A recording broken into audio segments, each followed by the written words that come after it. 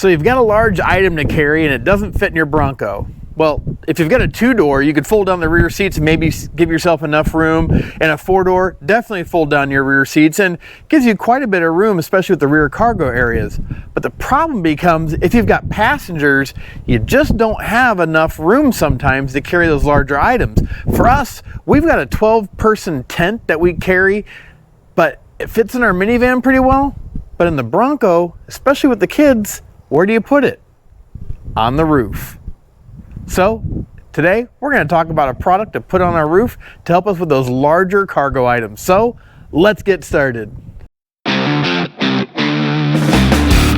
Hey, welcome to the channel. I'm Nick, aka Dad. And I'm Addie, aka the Monkey. Hey, and like I said, we need more cargo space. And I'm talking about cargo up on the roof.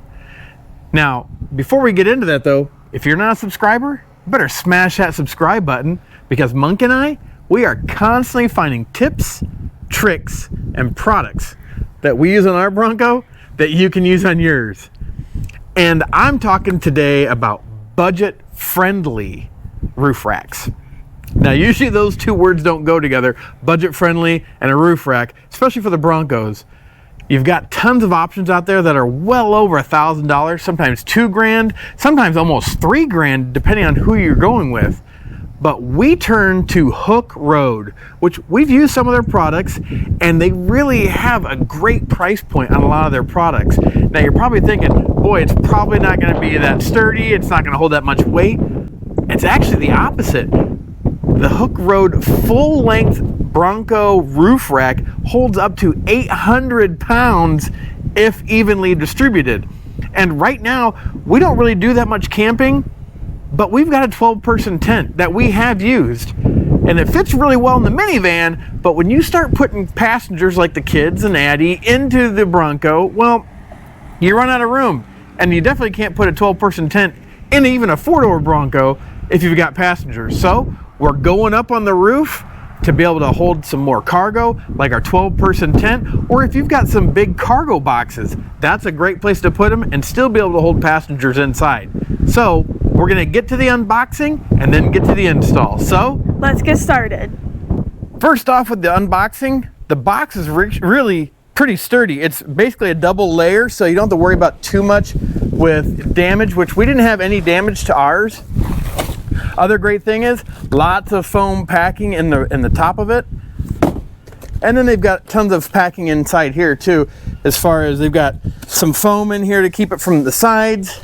We've also got our instructions, and then everything is wrapped in either plastic wrap, sealed, or it's got kind of like the cellophane over the top of it. These are the brackets we'll be using for the back half, and by what I've seen throughout many of the other people using this is that the instructions are pretty good, and you'll be doing basically in 2 sections. You're going to do the back half first and then build it forward. So let's get to unboxing all the rest of this.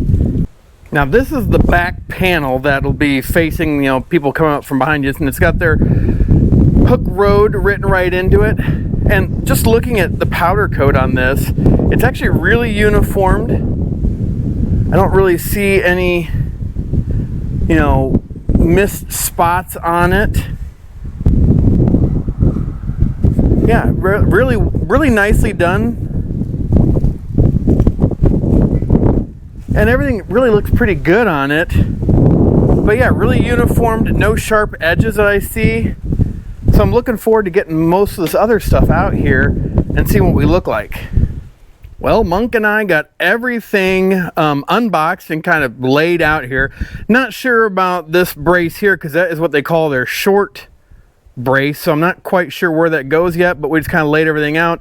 I did notice that they have updated this where it's got this kind of rubberized edge guard here, which I've seen some people talking about getting some kind of wind noise because of this front piece. So Hook Road went back and redid it with this rubberized piece, which is supposed to help on that.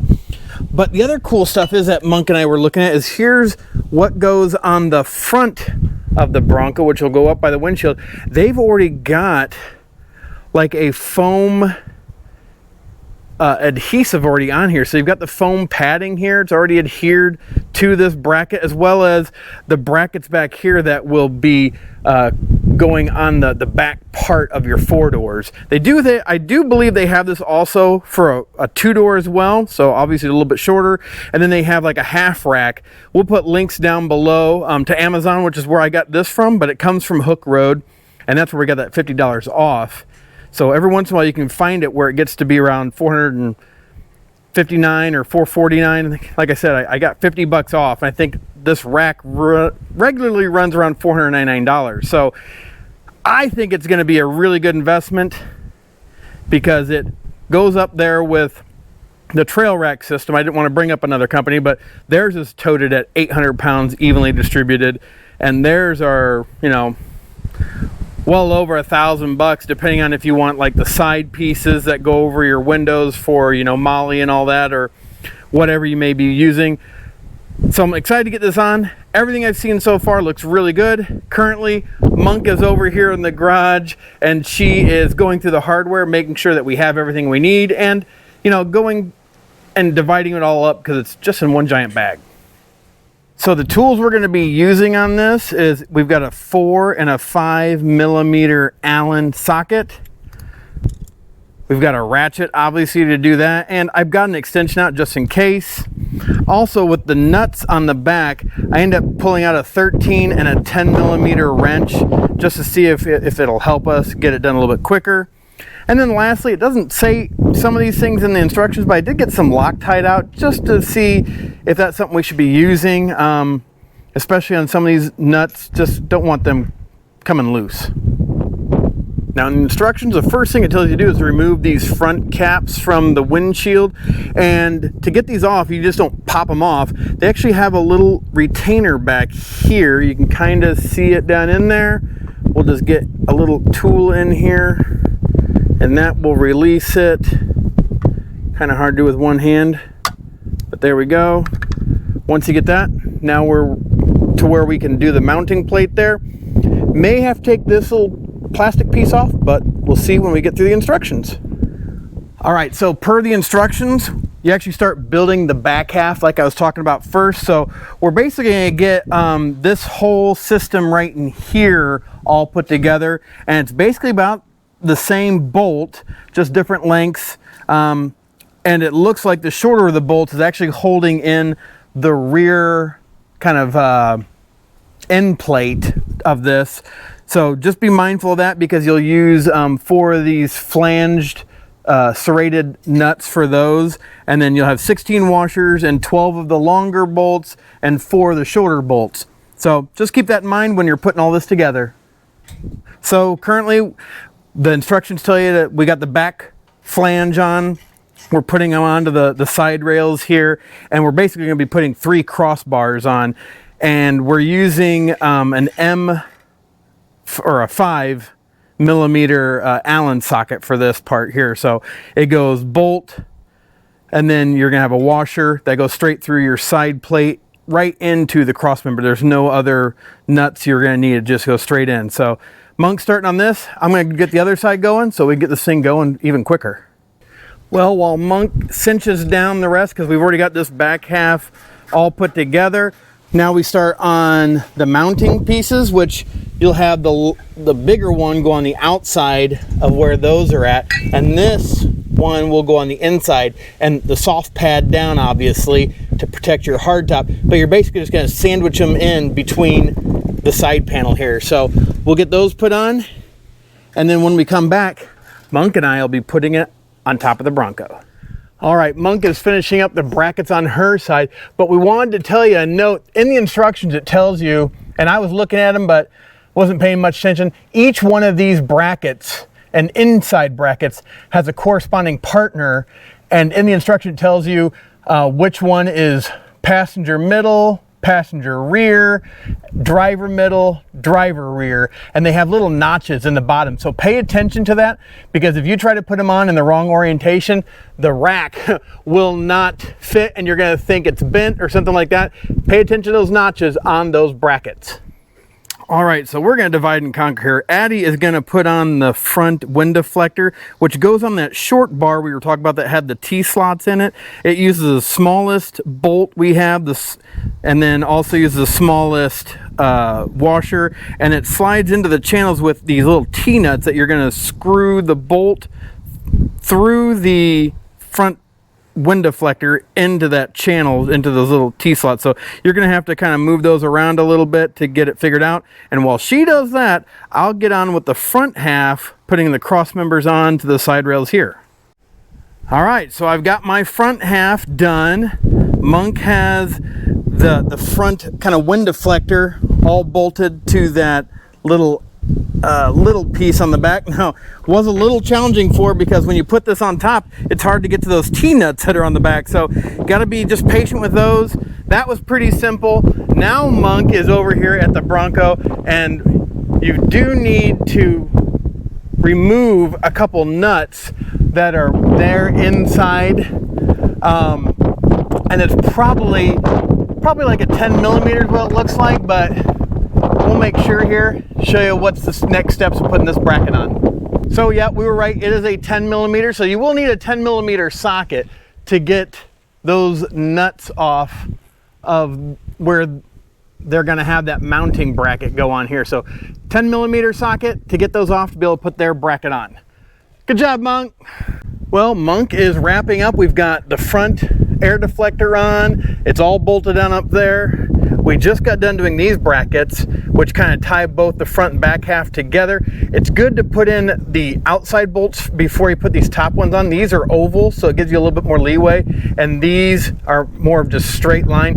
Now the thing is though, on my side, I had to loosen these back ones up and separate them because I was overlapped too much, where Monk, we had to loosen up her side and pull it forward a little bit because she had a little bit too much of a gap. So keeping these loose or thinking you're going to go back and loosen these up, you might have to. But so far it's been a really easy install, just a couple adjustments here and there. But we'll wrap this up. Addie will get hers tightened down, and we'll give you our final thoughts on the Hook Road full length 2021 to 2025 Bronco roof rack. That is it. That was the install. I mean, Monk and I probably got everything kind of sorted out, went through all the bolts and stuff like that, and really probably took us about an hour and a half to do it. And that's with videoing, which you could probably with another person get this done in 45 to an hour. I would definitely suggest having two people. It does make it easier when you're trying to put on both sides and to save time. Couple tips for this install. Do not lose any of the hardware. They give you exactly what you need as far as washer, nuts, bolts. What you get is everything you need, at least for our kit. Now, we have heard some people of missing things. Reach out to Hook Road and they'll get you taken care of. But everything fit together really well.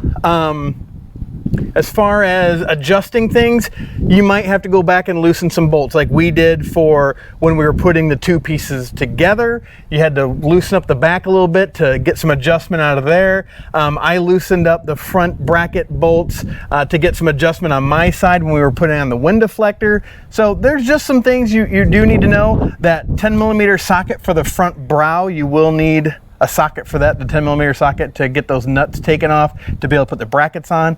But really, other than that, it was really nice. Another cool feature is that it's high enough that you can still remove your front and mid roof panel. And you're probably thinking, well, now you can't take off all of your panels. We hardly ever take off the whole thing. The clamshell on the back by myself is pretty hard. I mean, it does weigh still, I think, like 50 or 60 pounds, but it's just kind of awkward.